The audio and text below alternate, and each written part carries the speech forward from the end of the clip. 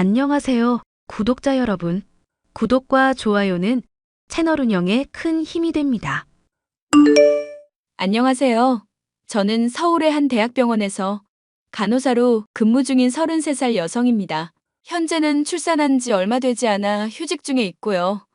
아이를 돌보며 예전 일이 생각나 이렇게 글을 쓰게 되었어요. 사실 작년에 정말 드라마에서나 나올 법한 일을 겪었거든요. 어떤 사연인지 궁금해하실 것 같아 바로 사연 시작하겠습니다. 저는 어려서 부모님이 이혼하셨어요. 언젠지 정확히는 기억나지 않지만 아마도 초등학교 입학 전인 것 같습니다. 그 뒤로는 엄마와 단둘이 살았는데 저를 짐짝 취급하셨고 그래서 늘 눈칫밥을 먹으며 외할머니의 보살핌으로 어렵사리 생활했습니다. 그런데 중학교 때 할머니마저 돌아가시면서 저는 철저하게 홀로 지내게 되었어요. 그렇게 지내길 몇 개월, 집에서 여느 때처럼 홀로 공부하고 있는데 엄마한테 전화가 왔습니다. 야, 정윤서, 너 집이야? 네, 집이에요. 무슨 일 있으세요? 네가 올해 중학교 2학년인가? 네, 그렇죠. 엄마는 제 나이도 모르세요? 야, 이년아, 모를 수도 있지. 그나저나, 넌 독립 안 하냐? 이 나이에 무슨 독립이에요, 갑자기. 제가 독립하길 바라세요? 이제 너도 생각하고 스스로 행동할 줄 아는 나이잖니? 밥도 해 먹을 줄 알고 네가 혼자 씻지를 못해, 먹지를 못해? 그럼 독립해도 되는 거 아니야? 엄마, 독립을 하려면 돈도 있어야 하고, 살 집도 있어야 하고. 그것까진 네가 알아서 해야지. 그래야 진정한 독립이야. 엄마, 정말 너무하세요. 할머니 돌아가신 뒤로 저 너무 방치하시는 거 아니에요?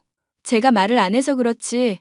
학교에서 학부모 회의나 부모님 참여 수업 말씀드리고 싶어도 저 신경도 안 쓰시고 무슨 말을 해도 안 들으시는데 갑자기 독립까지 하라고 하시면 저 정말 어떻게 해야 해요? 말이 안 통하네. 그건 네가 알아서 해야지. 밑바닥에서부터 배워야 진정한 인생 공부야, 임마. 휴, 시간을 조금 주세요. 꼴의 생각 좀 한다 이거야? 엄마 오늘도 안 들어갈 거니까 알아서 밥 먹고 자고 학교 가라? 귀찮게 하지 말고. 언제는 저 신경이나 쓰셨냐고요. 용돈은 바라지도 않아요. 집에 먹을 게 있어야 뭘 먹죠. 학교 급식으로 대충 때우는 거 몰라요? 그나마 급식비도 할머니가 모아두신 돈으로 나가고 있는 거고. 저에 대해 아는 게 있긴 하세요? 시끄러 이년아. 엄마 삼촌들이랑 놀다 들어가니까 너 알아서 밥 먹든지 해. 그리고 혹여나 이상한 사람들이 찾아와서 돈 달라고 하거든. 엄마 집 나간 지 오래라고 해. 왜요? 엄마 무슨 일 있어요? 그냥 잔말 말고 시키는 대로 해. 뭘 이렇게 캐물어? 암튼 그런 줄 알고 끊는다. 엄마는 제가 생각하고 스스로 행동할 줄 아는 나이가 되었다며 제가 밥을 먹든 잠을 자든 신경을 쓰지 않으셨습니다. 술집을 전전하며 남자들과 어울려 놀았고 그나마 가지고 있던 돈을 한 푼 두 푼 노름을 하며 까먹으셨어요. 결국 공부를 하기에도 먹고 살기에도 빠듯한 형편이 되어버렸고 더 이상 이렇게 살 수는 없어 엄마와 연을 끊고 그대로 집을 나와버렸죠. 아무 연고도 없는 서울로 무작정 올라와 숙식이 가능한 식당에서 일을 시작했고 어렵사리 돈을 모아 고시원 원룸으로 조금씩 집을 넓혀가며 생활하기 시작했어요. 하루에 3만 원 벌기도 힘들었던 게 조금씩 금액도 커지고 악착같이 모으니 제법 돈이 되더라고요.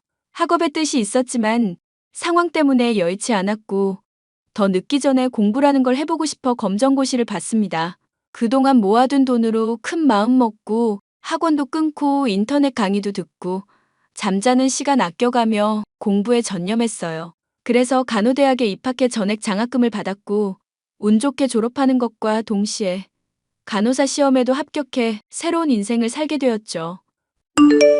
윤서야, 요즘 대학병원에서 근무한다며? 나는 그냥 개인 병원 들어왔어. 규모가 커서 그런지 정신이 하나도 없다. 아직 막내라서 그렇기도 하고 외울 건 왜 이렇게 많은지. 학교랑은 비교가 안 돼. 그래도 할만한가 보다? 힘들다는 말은 안 하네. 너 교수님이 대학원 데리고 가려던 거 왜 거절했어? 차라리 대학원 가서 연구원이든 뭐든 하지. 그게 페이도 세고 좋지 않아? 당장 돈 벌어야 하는데 몇 년을 어떻게 더 공부해. 그리고 대학원은 생각보다 더 치열해서 내가 견딜 수 있는 게 아니야. 하긴, 돈이 몇 배로 더 드니까. 그나저나 대학 생각난다. 난 작은 병원인데도 선배가 어찌나 갈구는지. 야, 말도 마. 어우, 진상 하나 있는데 전생이 무슨 원수를 졌는지 나만 보면 으르렁댄다? 너도야? 아, 그나저나 우리 대학 때 생각난다. 내가 너랑 친해지고 싶던데 너 정말 열심히 사는 모습이 참 예뻤거든. 이름도 같고 정이 같지. 그랬어? 아, 우리 조만간 한번 만나자. 너는 남자친구 생겼어? 그렇게 노래를 부르더니. 아니, 여기저기 소개받고 있는데 마음에 드는 사람이 없다. 너도 그 병원에 의사랑 한번 만나봐. 에이, 지금 그럴 정신이 어딨어? 빨리 적응해서 자리 잡아야지. 그래. 아무튼 조만간 한번 보자. 응, 들어가. 일을 처음 시작하면서 어색하기도 하고 많이 서툴렀는데 대학 때 친했던 친구와 넋두리도 하고 가끔 만나 맥주 한 잔씩 하면서 그렇게 힘든 시간을 견뎌냈습니다. 1년, 2년, 연차가 쌓이고 저도 나름의 여유가 생겼을 때 같은 병원에서 근무하던 의사와 인연이 닿았어요. 동료 간호사의 소개로 만났고 가볍게 한두 번 차 한잔하던 사이에서 서로에게 호감이 생겨 미래를 약속한 사이가 되었죠. 그게 지금의 남편이고 제 남편은 한없이 다정하고 저를 이해해주는 사람이었어요. 첫인사를 드리러 간 날 저의 모든 것을 말씀드렸고 거부감이 들거나 싫어하실 줄 알았지만 시부모님은 되려 그런 저를 감싸 안아주시며 그동안 얼마나 힘들게 살았냐며 다독여 주셨습니다. 저를 며느리가 아니라 친딸 그 이상으로 대우해 주셨고 그렇게 차근차근 결혼 준비를 해나가게 되었죠. 그러던 어느 날 제가 쉬는 날 시어머니와 백화점도 둘러보며 점심을 먹고 근처 카페에서 커피 한 잔을 하던 때였죠. 잠시 망설이시더니 돈 봉투를 건네주시며 어렵게 말씀을 하시더라고요. 어머니, 이게 뭐예요? 내가 너한테 해줄 게 뭐가 있을까 생각하다가 딸이 시집 갈 때 보통 비상금 쥐어준다길래 내가 조금이나마 준비해둔 거야. 네, 이게 뭔데요? 헉, 어머니 이 큰 돈을 어쩌시려고요? 어쩌긴 내가 갑작스레 말해서 미안하지만 그 돈 비상금으로 갖고 있어라. 자고로 여자가 살림을 하다 보면 남편 눈치 없이 내 마음대로 쓸 수 있는 뒷돈 정도는 갖고 있어야 해. 아니, 그래도 그렇죠. 어떻게 이렇게 큰 돈을 받아요? 저 이거 못 받아요. 다시 넣어두세요. 그러지 말고 받아줘. 결혼 준비하면서 힘든 것도 있을 텐데 사고 싶은 거 있으면 눈치 보지 말고 사고 여윳돈으로 갖고 있어. 어머니, 저도 돈 벌고 있고 꾸준히 저축해서 돈 모았어요.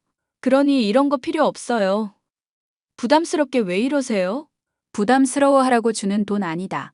혹여나 그렇다고 해도 그냥 받아둬. 언젠간 쓸모가 있을 거야. 네 돈은 네 돈이고 내가 주는 돈은 엄마가 준다 생각하고 받아줬으면 좋겠구나. 태하 그 녀석이 은근히 짠돌이 기질이 있어서 혹여나 속썩일 일 만들까봐 눈치 보지 말라고 주는 거니까.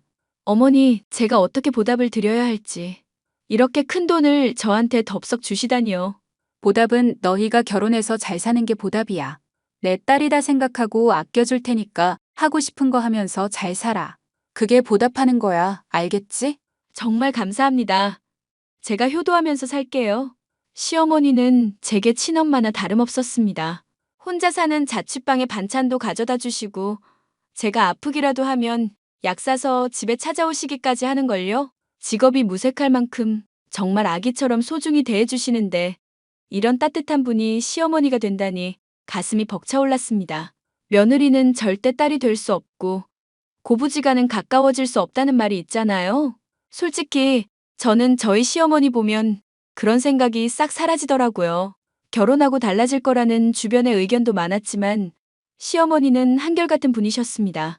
그렇게 한참 결혼 준비를 하고 있는데 이상하게 퇴근길이 찜찜한 거예요. 누군가 절 따라오는 듯한 느낌을 받았습니다. 제가 무서워하고 걱정하니까 남편이 데려다주고 데리러 가고를 반복하면서 살았어요. 한 달 정도를 그러다가 수술 일정 때문에 딱 한 번 그러질 못했는데 제 앞에 놀라운 일이 생겼습니다. 바로 20년 만에 인연을 끊고 살았던 친엄마가 찾아온 거였어요. 어디서 주워 입었는지 잔뜩해진 옷에 헝클어진 머리카락하며 술 냄새가 진동한 상태였죠. 저를 붙잡더니 혀가 잔뜩 꼬인 소리로 말을 건네기 시작했습니다. 야, 오랜만이다. 잘 지냈니? 엄마가 여길 어떻게... 어떻게 찾아왔냐는 눈치네. 어떻게 왔는지는 네가 상관할 바 아니고. 보니까 좋은 직장 다니는 것 같은데 돈 좀 모아뒀니? 여기가 어디라고 와요? 20년 만에 나타나서 한다는 소리가 돈 이야기예요? 돈 있으면 어쩔 건데. 어쩌긴 너 내가 낳았으니까 가진 돈 있으면 5천만 원만 내놔. 태어나게 해준 걸 감사하게 생각해야지. 뭐? 당신이 뭔데? 낳기만 했지 신경이나 썼어? 인연이 말본세하고는? 너 엄마한테 누가 그따위로 말하래? 가진 거 있어 없어? 없고요. 있어도 안 줄 거예요. 줄 이유도 없고요. 너 혼자 잘 먹고 잘 살면 다니? 이제는 효도 좀 하고 살아야지. 진짜 어이가 없네요. 몇십 년 만에 나타나서 돈 타령하는 것도 모자라. 이제는 효도까지 하라고? 당신이 엄마 노릇을 하기나 했어? 내가 아는 엄마는 이미 오래전에 죽었어. 그러니 당신은 뭣도 아니니까 아는 척하지 말고 꺼져. 갑작스러운 친엄마의 등장에 당황하기도 했지만 어이가 없더군요. 제가 매몰차게 대하니 제 뺨을 가차없이 때리더라고요.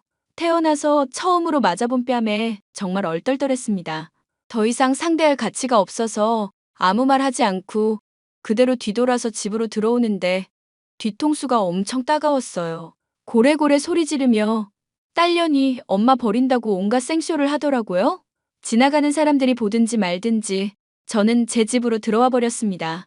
그랬더니 병원에 찾아와 제 이름을 팔며 진료를 보고는 진료비 할인되는 거 아니냐며 진상짓도 하고 로비에서 지나가는 사람한테 시비도 걸고 수준 이하의 행동을 하더군요. 며칠 동안 참다가 더 안 좋은 상황이 초래되기 전에 남편에게 이 사실을 털어놓았습니다. 남편이 당직이어서 저녁에 퇴근하고 잠시 의국에 들렀죠. 자기야. 자기도 들었겠지만 로비에서 난리 치던 여자 있잖아. 아, 술 냄새 풍긴다던 그 여자? 그 사람 사실 내 친엄마야. 내가 예전에 말했었지? 나랑 인연 끊고 살았다고. 그런데 얼마 전에 갑자기 나 찾아와서는 돈을 요구하더라? 뭐? 그게 사실이야? 그럼 병원에서 난동 부리는 것도 그 이유고? 말로는 제외하네 어쩌네 하는데 내가 보기엔 목적은 돈이야. 내가 보고 싶어서 온 게 아니거든. 어디서 무엇을 하면서 살았는지는 몰라도 갑자기 찾아와서 돈 달라는 게 영 찝찝해서 말이지. 당신 왜 진작에 말을 안 했어? 수치스럽기도 하고 식구들한테 안 좋은 모습 보일까봐 겁났어. 병원 사람들한테도 사실대로 말 못하고 대충 얼버무리기만 하고 이대로 있다가는 나만 병신될 것 같아서. 나 어떡하면 좋아? 그런 걱정이라면 하지 않는 게 좋아. 지금까지 당신이 쌓아온 이미지가 있는데 사람들이 안 좋게 생각하진 않을 거야. 내가 장모님 한번 만나볼게. 뭐? 당신이 엄마를 왜 만나? 그러다 무슨 봉변을 당할 줄 알고. 그래봤자 뭐 어쩌시겠어? 언젠가 한 번은 겪어야 할 일이잖아. 평생 안 보고 살 것도 아니고 정리를 하려면 이참에 해야지.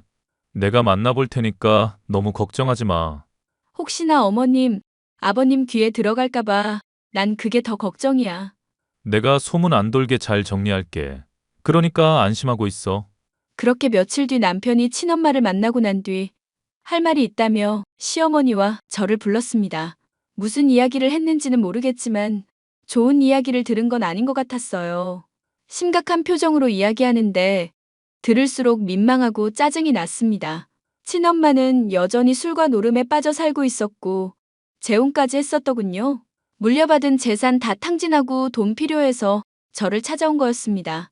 그리고 노름판 사람들과 짜고 저를 빌미로 돈을 뜯어내려 했던 정황을 포착했어요. 저를 만나고 난 뒤 그 사람들과 모종의 계획을 세웠더라고요. 어떻게 해서든 돈을 마련하기 위해서요. 남편이 친엄마의 뒷조사를 하면서 미리 알았으니 망정이지. 아무것도 모르고 당할 뻔했습니다. 남편과 시어머니는 부들부들 떠는 제 손을 잡아주며 말했죠. 장모님 만났는데 자기가 말한 대로더라. 나한테도 돈을 요구하시더라고. 뭐? 엄마가? 아, 진짜. 어떻게 끊어내지? 내가 정말 면목이 없다. 애초에 돈 노리고 접근한 분이니까 크게 신경 쓸 건 없어. 당신한테 해코지만 안 하면 되는 거야. 엄마라고 부르기도 아까워. 내가 왜 그런 사람한테서 태어났는지 하늘이 원망스러울 정도야. 답이 없다. 답이. 세아가, 이렇게 된 이상 어쩔 수 없어. 우린 이미 가족이다. 어차피 같이 헤쳐나가야 할 일이야. 무슨 일이 있어도 마음 단단히 먹어. 내 어머니. 내가 지켜줄 테니까 너무 걱정하지 마. 원하면 김 기사님한테 부탁드려서 경호원이라도 붙여줄게. 그리고 우선 병간에서 며칠 쉬어. 그래라. 너 지금 많이 지쳐 보인다. 얼마나 마음고생을 했으면. 츠츠. 우리가 모든 걸 안 이상 너는 기죽을 필요도 없고 떳떳하게 너 할 일을 해. 네, 그럴게요, 어머니. 20년 만에 나타나서는 저도 당황스럽고 어이없지만 어머니랑 태아 씨 있어서 얼마나 든든한지 몰라요. 그렇게 생각해주니 내가 오히려 고맙구나. 필요하면 너희 시아버지한테 이야기해서 휴직 처리해줄 테니까 걱정하지 말고 푹 쉬어. 네. 저는 든든한 두 사람 덕분에 걱정을 한시름 놓을 수 있었어요. 가족 같지도 않은 친엄마라는 사람 때문에 스트레스가 이만저만 아니었는데 마음이라도 든든하니 한시름 놓겠더라고요. 그런데 말입니다. 얼마 후 잠시 숨을 돌리는데 아니나 다를까 친엄마가 연락을 해오더군요. 미친 듯이 보내는 메시지에 휴대폰을 던져버리고 싶은 충동이 강하게 들었습니다. 야, 생각은 해봤어? 너 돈 없는 거 아니지? 얼마 전에 네 남편 찾아왔더라? 보니까 있는 집 자식 같던데 잔말 말고 지금 당장 5천 보내.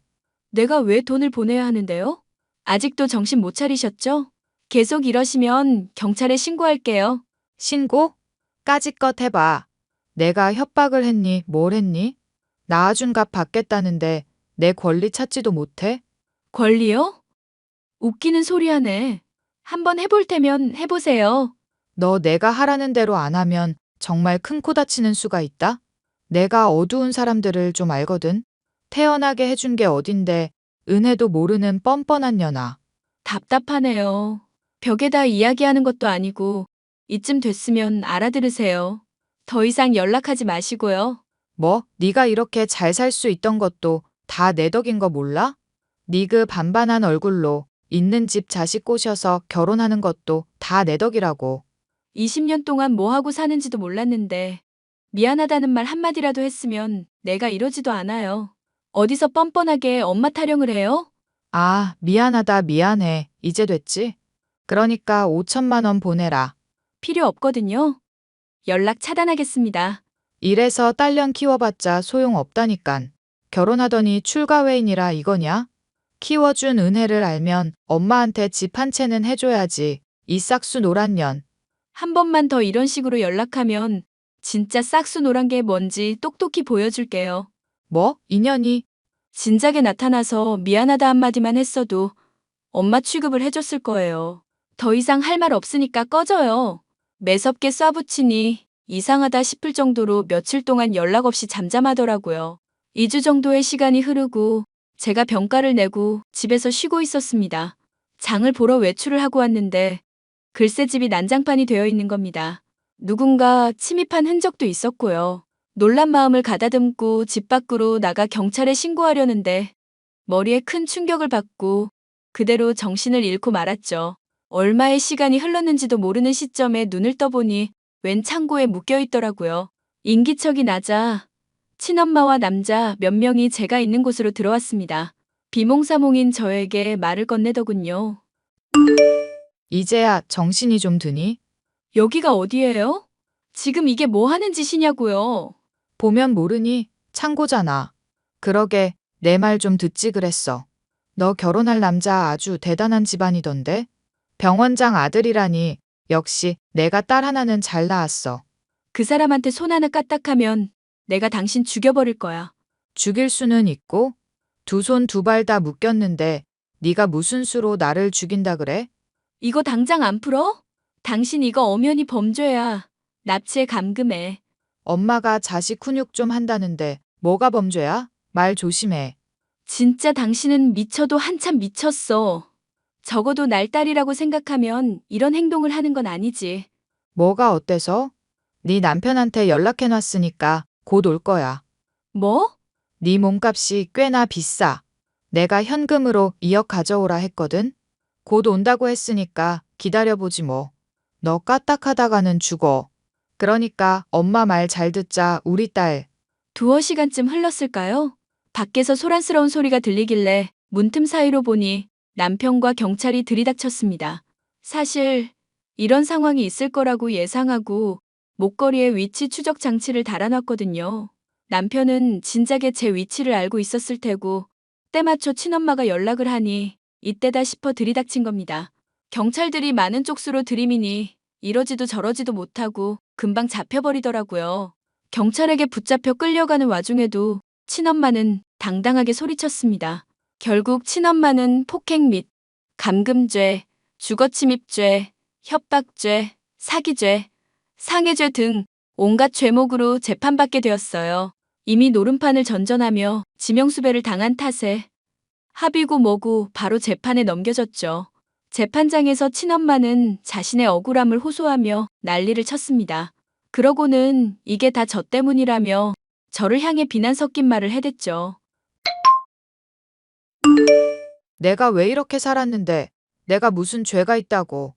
죄가 없어? 당신이 존재하는 것 자체가 죄야. 싹수 노란 게 뭔지 보여준다고 했지? 나 낳아줘서 고마워요. 이제 다시는 보지 말자. 너 인연, 내가 널 어떻게 낳았는데 이 엄마를 버려? 버리긴? 20년 전에 이미 날 버린 건 엄마야. 그러니 더 이상 아쉬운 소리 하지 마. 너 따위를 낳는 게 아니었어. 잘난 집에 시집 가면서 이 엄마 하나 못 건사해. 네가 사람이야? 그러는 그쪽은 사람이세요? 신성한 재판장에서 진상 피우지 말고 죗값이나 달게 받으세요. 나 알코올 중독자야. 정신도 온전치 않은데 내가 엄마로서 널 훈육한 거지. 이게 뭐라고 재판까지 받아야 해? 듣자 하니 못 들어주겠네. 이봐요. 적어도 엄마면 새끼 걱정은 해야지. 알코올 중독? 어따 대고 말도 안 되는 핑계를 대고 있어? 알코올 중독이면 납치하고 돈 뜯어내도 되는 거야? 이봐요, 아줌마. 내 딸한테 내가 훈육한다는데 아줌마가 뭔데 참견이야? 말을 바로 하세요. 아줌마 아니고 윤서 시어머니입니다. 그리고 시어머니이기 전에 내 딸로 받아들였어요. 당신 같은 사람은 엄마 자격도 없어.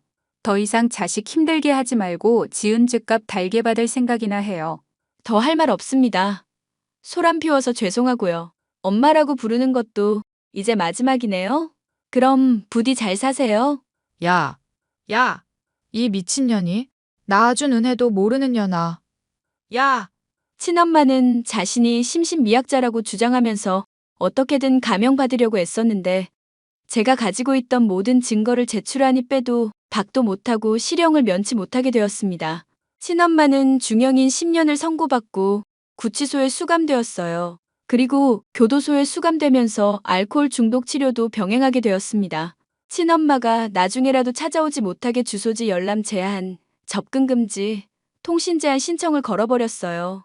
앞으로 몇 년을 더 살지는 모르겠지만 제 인생에서 엄마에 대한 흔적 자체를 지워버리고 싶었습니다. 그렇게 한바탕 소란이 잦아들고 저는 많은 사람들의 축하 속에 행복한 결혼식을 올렸어요. 허니문 베이비로 임신했고 현재 쌍둥이 출산해서 열심히 육아 중에 있습니다. 어머니, 오늘 아이들 사진이에요. 매번 이렇게 안 보내줘도 되는데. 코로나만 아니었어도 우리 강아지들 보러 가는 건데. 저도 어머니 뵈러 가야 하는데요. 어제 애들 접종하러 병원 다녀온 게 유일한 제 외출이었어요. 요즘 시국이 그러니까 서로 조심해야 한다. 이렇게 사진으로 봐도 예쁜데 실제로 보면 얼마나 귀여울꼬. 뭐야? 왜 나만 빼고 둘이 말해? 당신 오늘 바쁘다며. 어머니한테 아기들 사진 보내드리고 이런저런 이야기하고 있었어. 안 그래도 못 보는데 이렇게라도 봐야지. 얼마나 귀엽니? 세아가 많이 피곤하지? 어차피 해야 할 일인걸요? 그래도 마음은 편해요. 애들 낳기 전에 일이 해결돼서 망정이지. 아니었으면 저 진짜 죽었을지도 몰라요. 예끼, 죽는다는 소리 함부로 하는 거 아니야. 이제 내가 엄마다 생각하고 잘 챙겨줄 테니까 앞으로 걱정하지 말고 아가들이랑 잘 지내보자. 자기야, 나도 잘할게. 오늘 급한 일정 다 끝냈으니까 일찍 들어갈게. 먹고 싶은 거 없어? 몸보신하게 삼계탕 같은 거 사 먹여. 아무렴 어때요? 전 어머님이 해주신 밥이 제일 맛나는걸요? 호호 그러니? 코로나 좀 나아지면 내가 맨날 가서 해줄게. 제 기막힌 사연 어떠셨나요? 정말 드라마에서나 나올 법한 일 아닌가요? 자식이나 부모나 서로의 거울이라고 하는데 태어날 아이에게 좋은 부모가 되었으면 좋겠습니다. 절대로 자식을 저버리는 부모는 되지 않을 거예요. 이제는 모든 근심 걱정 훌훌 털어버리고 아가들과 마음 맞는 시댁 식구들과 평생 행복하게 지낼 생각입니다. 여러분들도 부모님과 갈등을 겪고 계시다면 조금 이기적이라 생각할지 몰라도 앞으로를 생각해서 잘 결정하셨으면 해요. 인생의 주인공은 부모님도 아니고 가까운 절친도 아닙니다. 바로 나 자신이죠. 그러니 저처럼 모든 근심 걱정은 내던지고 마음 편안한 인생 즐기시길 바랄게요. 그런 제 바람이 이루어지길 바라면서 이만 사연 마치겠습니다. 긴 사연 들어주셔서 감사해요.